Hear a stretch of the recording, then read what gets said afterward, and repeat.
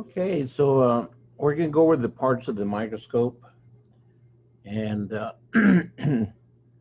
one of the main reasons is because your author really doesn't use the more common type of microscope that's used, and so I wanted you guys to see uh, how these parts looked on a conventional microscope as well. Plus, I wanted to add a couple other important aspects about it that you should know, and so we're going to go through this, okay? And I'm going to switch cameras here. There we go. Can you guys see that? There's my little microscope right there. Okay, so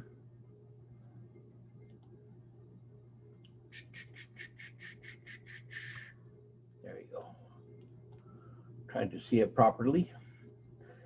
All right, so let's go with, let's start at the beginning. Okay, these little guys right here where you put your eyes, what are these guys called?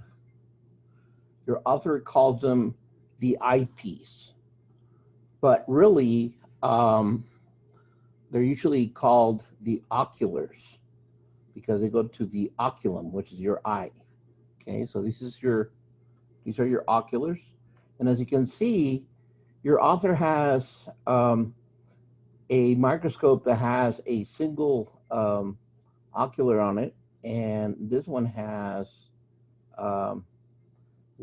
two oculars on there. So this is what's called a binocular microscope. This is what's really used nowadays. Okay, and you use both eyes, not just one, to look at the look at the sample. Okay, so that's important.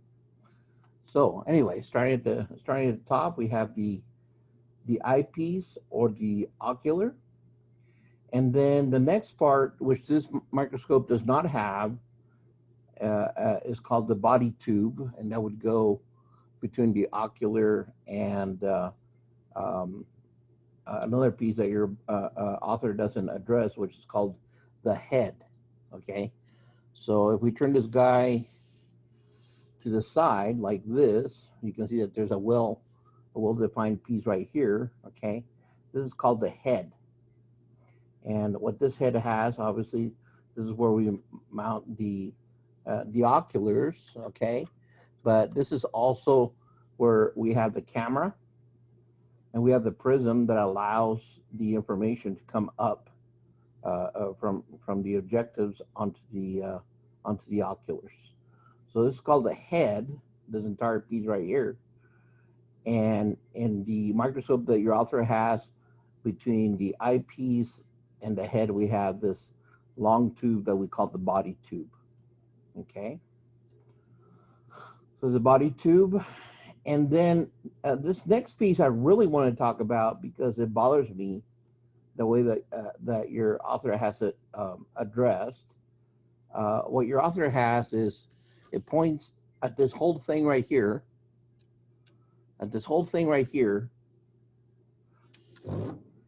and they call that the nose piece. That is not the nose piece. What happens is that you have a little turret. I don't know if you guys know what a turret is, but it's the point where things rotate, okay? And this little turret right here, that is the nose piece, okay? So this little turret that holds these lenses here, these objectives, that is called the nose piece. And that's important because if you have an assessment, and I want you to know what the actual nose piece is, okay? So there's a nose piece, and then we're going to go into the different lens, okay? So again, the microscope that your author shows you shows 3 lenses, but most microscopes have 4. Okay, hopefully you can see that. Let me get a little bit closer here. That's actually working pretty nice. I'm actually very happy with that. Okay, so we have 4 lenses. Okay, and they're color coded. Okay, So we have red, okay? The red is called a scanning lens because it allows you to scan the entire slide, and its magnification is 4 times magnification. So when you're doing microscopy, you always start at the lowest magnification, which is the red X, and you work yourself up. There's some exceptions to that rule. Like in microbiology, when we use oil immersion, you start with oil immersion. But unless you're going to use oil immersion, you typically start at the lowest magnification first, which is red. So again, the name of this guy is a scanning objective lens, and the magnification is 4x. Okay? Going higher up in magnification, you can see that the color is yellow. Okay? And that's called a low power objective lens. And the magnification on this is 10 times, 10x. Okay? And then we go higher than that. Notice that the color is blue. Okay? This is called a high power objective lens dry. And the reason it's called dry is because you don't add anything to the slide. Okay? So this is a high dry power objective lens. It's blue and its magnification is 40x. And then at the very top, okay, we have a high power, but this one is called oil immersion, okay?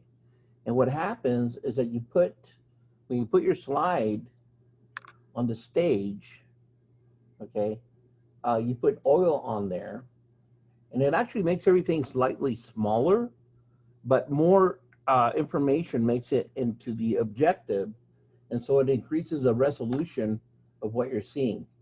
So in microbiology, you kind of have to have that, you gotta have that oil immersion, okay?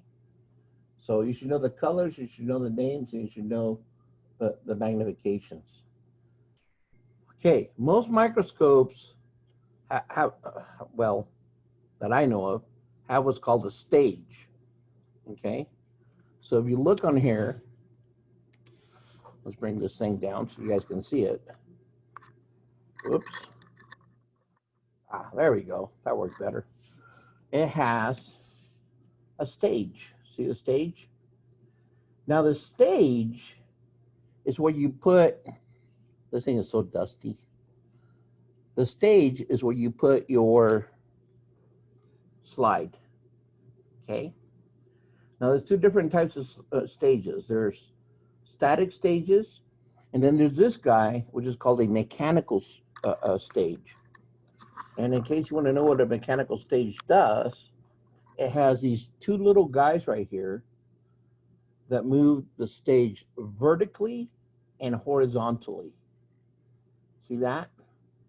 So if you're seeing a stage and you see 2 little wheels underneath it like this, then that's a mechanical stage. And so what happens is you put your slide in there, okay, and then you can move the stage, like I said, vertically or horizontally. Is that cool? Very, very neat. Okay, so that's a mechanical stage. Let's see. Then we're going to go to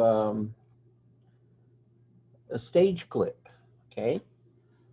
This is the stage clip.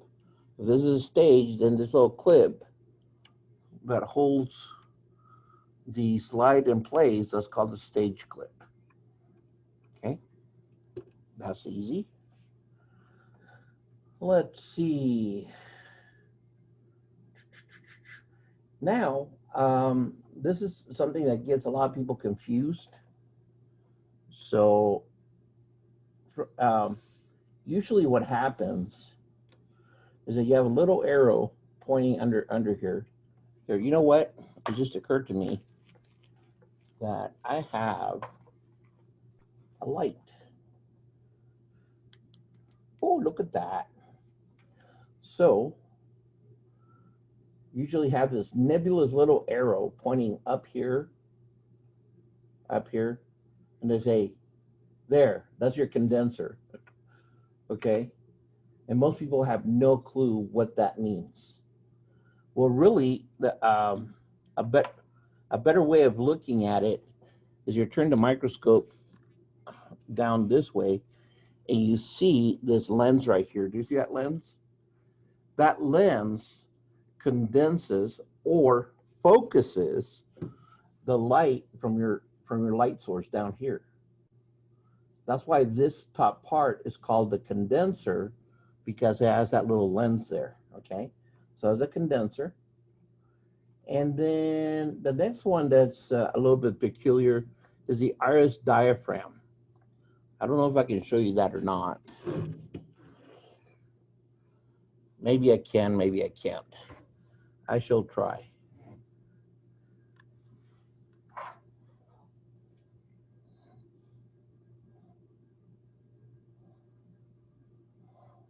Okay. So what you can see, that's terrible. What you can see is what's called the iris diaphragm lever, which is this little guy right here. And what this does is says you, oh, you can actually see it. Oh, I'm happy. Okay. So there we go. So as you move the lever, you see that diaphragm? See that? I just closed it. Oh, that's looking good. I just closed it. Now I'm opening it. It looks like a camera shutter. Okay. See that? That is the iris diaphragm. But it is so hard to look at. So typically, what most assessments or quizzes do is they have an arrow going to the iris diaphragm lever, which is this thing that I use to open it and close it, and they call that the iris diaphragm. And now you know why, because it's really, really, really hard to look at that iris diaphragm. But what does the iris diaphragm do? As you can see, it opens and closes, so it allows you to control the amount of light that makes it through the condenser. That's what it does. Very, very neat. Well, let me show you here. Of course, this is light source. This is where the light bulb is at. So that's the light source. We have two types of adjustment. We have the outer wheel. This outer wheel here, I'm going to move away. We have this outer wheel right here. And when we move this outer wheel, the stage moves very quickly up and down. So consequently, this is called the course adjustment. Okay? This tiny little wheel on the outside also moves the stage, but you can see it, I'm moving it a lot. You cannot tell that the stage is moving. That's because this is a fine adjustment. Okay? So to recap, this is a coarse adjustment knob. Okay? And this guy on the outside, that is a fine adjustment knob. If I turn it enough, you'll see that the stage is in fact moving just really, really, really, really slow. Really slow. Okay? All right. Other things that are important to know. Let's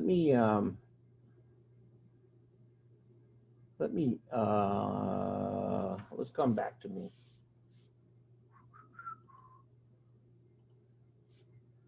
So let's share our beloved lab here, wherever it is. There it is. And the first topic that we're going to cover is called depth of field. So what I need to do is I need to share. Okay. Hopefully you guys are seeing what I'm seeing. Okay. This is your manual. And we're going to look at depth of field. Here it is. So it is important to remember that the objects observed under a microscope are three-dimensional. An object may appear flat, especially after being pressed under a cover slip. However, when magnified, the depth of the material on the slide becomes more apparent. When you view an object and only part of it is in focus, you're observing the limits of the microscope's depth of field, which refers to that thickness or depth of an area under the microscope that can be viewed in focus. Okay, so the significance of this, guys, is that the higher the magnification, the less the depth of field. In other words, if the magnification is low, this much is in focus from the front to the back. You raise the magnification, less is in focus. You raise the magnification some more, less is in focus. Okay, so that means that you have a slide, right? Here's the bottom of the slide, and here's a cover slip at the top. And the only thing that you can see in focus, because you're at, say, 1,000 times magnification, is a tiny bit like that. That's it. How can you tell what you're looking at?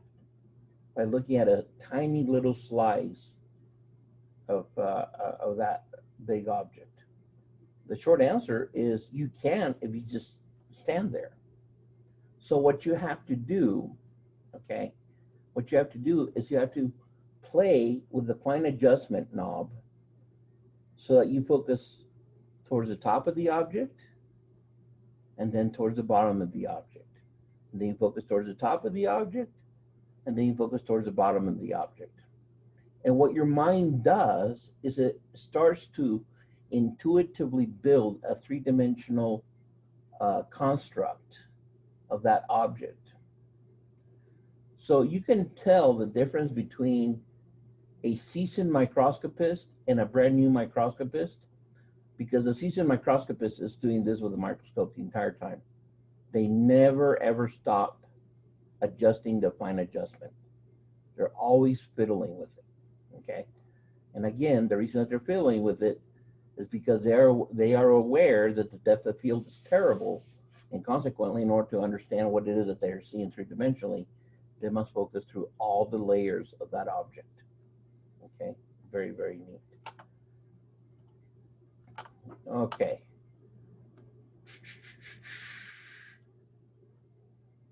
Let's go to the next topic here. So first topic was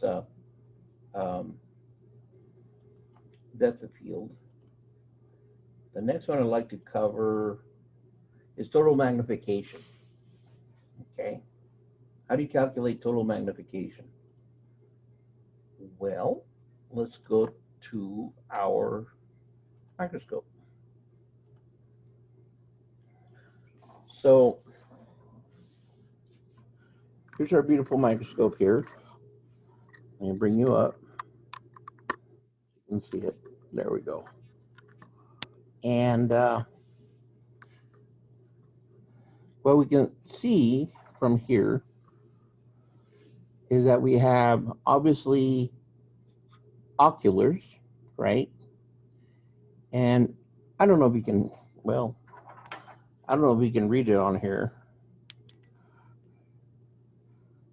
No, probably not. But these oculars are 10x. And this microscope comes with both 10 times oculars and 20 times oculars. And then, of course, you have your objectives. So let's say, for the sake of argument, you're using yellow. You're using yellow. What's the magnification on yellow? Do you guys remember? 10 times, right? 10 times. So what's my total magnification? Well, this yellow is 10, and my ocular is 10. So my total magnification is 10 times 10, or 100. Let's say that I changed my oculars to 20 times, and I put my 400 objective on there. What's my magnification? 40 times 20, it's 800. So my total magnification is 800 times. What if I'm in microbiology and I use my oil immersion with my 20x? Well, my oil immersion is 100 times, and my objective is 20 times. 100 times 20 is 2,000. So I'm magnifying my bacteria 2,000 times. Pretty cool. Okay. And while I'm here, let me show you two more things that are very important that people are never told about microscopes. First of all, microscopes have this thing that's called a diopter. Okay. In other words, if you're a person that uses glasses and you're nearsighted or you're farsighted, you should be able to use a microscope without the glasses. The only exceptions are people that have stigmatism, because with stigmatism, the cornea is not regularly shaped, and so your glasses are adjusting for that irregularity, and there's nothing that we can do for that. But if you're somebody who's nearsighted or farsighted, and and um, and you're using a microscope, you should take your glasses off and adjust. Have somebody that can see before you. Turn this to a diopter of 0, okay? And then when you're on there, turn the diopter on the oculars until you can see the organism in um, perfect focus. So this is something that's really cool about microscopes, or at least contemporary microscopes, that they have this diopter. Do you see how do you see that focus lens of the objective changes as I turn it? This diopter changes the focus of the objective so you can use the microscope without eyeglasses. Very cool. The other thing that's important that nobody seems to be aware of is the fact that the oculars change in position. So you can move them apart. See that? You can move them apart or you can push them together. Okay? This matters a lot because if you're looking through there and the interpupillary distance of your eyes does not match the distance between the oculars, you're going to see two stages, and your brain is going to become confused. So if you're looking through here, you're seeing two stages, you need to adjust the width of your objective until you see a singular stage. So that's pretty cool. See, I can grab it there and just move it back and forth. Very, very neat. Oh, so many neat things with microscopes. You can just play with these things all day long, to be honest. Okay, let's see what the next topic is.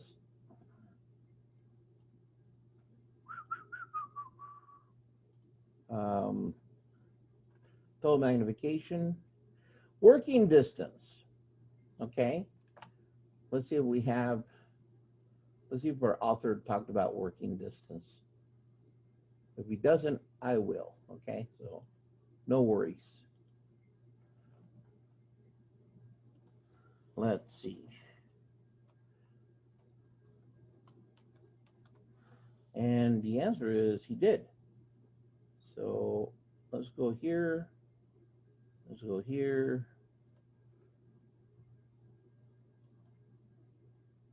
Let's share the screen. And hopefully I'm sharing. And right here on page 3, your author talks about working distance. So stereo microscopes typically are used to view relatively large objects, such as fruit flies. They usually have a large working distance. The working distance is defined as the space between the lens and the specimen, which makes them ideal for use in dissections. And then that's all your author says. That is funny. So at least we know what the working distance is. It is a space between the lens and the specimen. Okay? So I'm going to stop my sharing now. What does this mean? Well, I'm going to tell you, okay? Let's say that we start. How do we start using a microscope? We start the lowest magnification. right? We start at red. Do you remember that? We start at the lowest magnification. And the interesting thing is that at the lowest magnification, the working distance, which is the distance from the lens to the slide, is going to be very, very big. It's going to look something like that. But as we go higher up in magnification, we're going to find that we have to get the stage closer and closer to the objective in order to be in focus. So as the magnification went up, the working distance, again, the distance between the objective and the slide, has decreased. And then I'm going to do it again. And next thing you know, I'm raising the stage up again. And my working distance is almost nil. Why do we care about this? We care about this because these instruments, these microscopes, are very, very expensive. And if you are a new student learning how to use one of these, and you're not aware that the working distance decreases significantly with magnification, then you're not going to be aware that this lens is going to be very, very close to the slide. Is this a problem? Absolutely it is. Because if you're not aware about what you're doing, the ability to run that lens into the slide and break the slide and break the lens is actually very good. If you think that's bad, you should try it with oil immersion. With the oil immersion, the working distance appears to be almost negligible. I mean, it looks like the lens and the slide are practically touching, and you're still playing with this. So if you're not aware about what you're doing and you raise that stage with the coarse adjustment, crack, you just broke your slide and you just broke your lens. Okay? And I'm not going to lie to you. We don't throw the entire microscope away. I have replacement lenses, but even this replacement lens is gonna be $80. So if we can stop somebody from causing an $80 damage to a microscope, that's a wonderful thing. So that's the important thing about this. Okay, working distance is the distance between the objective and the object. The working distance decreases with magnification, and consequently you should be aware about what you're doing at high magnifications so you don't accidentally destroy your sample and injure your microscope. Okay, very important take-home message. Okay, let's see what else we got going on here. So that's working distance. The next topic that we need to cover is what's called field of view. Field of view. Let's see if your author talks about it.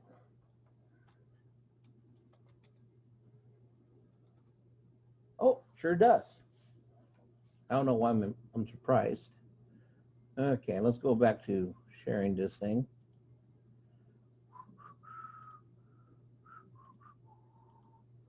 Okay, so on page 10, under activity 2, it says, a microscope's field of view is the area of the circle that is visible when you're looking through the ocular lens. The diameter of the field decreases with an increase in magnification. Okay, so what's going on here? Okay, so let's go back to, we're starting to use a microscope, right? Where do we start? We turn our turn here, our nose piece, to go to the lowest magnification, okay? And we are going to be viewing an object, okay? And the field of view, in other words, what I can see up here it's actually pretty good. It's a circle that it's a big, nice circle. Okay, nice big circle. Now, what did the author say happens to the field of view as magnification goes up? The field of view becomes smaller, right? So why do we care? We care because if you have a circle, I'm going to use my coffee cup cover. If you have a circle, and the object that you are interested in is up here, right there, and you increase the magnification, that field of view is going to decrease when you go higher magnification. It's going to decrease. It's going to be a smaller circle. Why do we care? Because we just lost that object that we're interested in. So how do you solve that? The way that you solve that is you center that object before you increase your magnification. That's how you solve it. And I know that sounds like something trivial, but you would be surprised how many students find something that they're interested in, they increase the magnification, they're like, oh, I lost it. Yes, you did. Because what you were interested in was on the periphery of the field of view, and when you went up in magnification, you lost it. So now you got to go back down in magnification, you got to center that object, and then go back in magnification, okay? So these are important things to learn, okay? I think that's all I have for you. I don't think I'm lying. Let's see. What is the role of the condenser? What does it do? It condenses light, right? We covered that. What is the purpose of the iris diaphragm? It controls how much light makes it from the light source to the lens, to the objective. I think we've covered everything. Okay, so you have a quiz, 25 questions. I think we covered everything in depth. And then I'm going to put one more little thing on here on how to take the pictures using your cell phone. You're gonna love this. I think. I hope. Okay, and then we'll move on. So, thank you. Here, I'll let you look at my hairy face one more time before I go away. I say hairy because I have never had this much hair in my life. I feel like a hippie. This COVID-19, man. None of the barbers want to cut your hair, so you end up looking like this. I have never been able to do this before in my life. Okay, very strange. All right, have a wonderful, wonderful weekend. Oh my gosh, what day is it? It's Tuesday. Have a wonderful week, my beautiful people. Okay.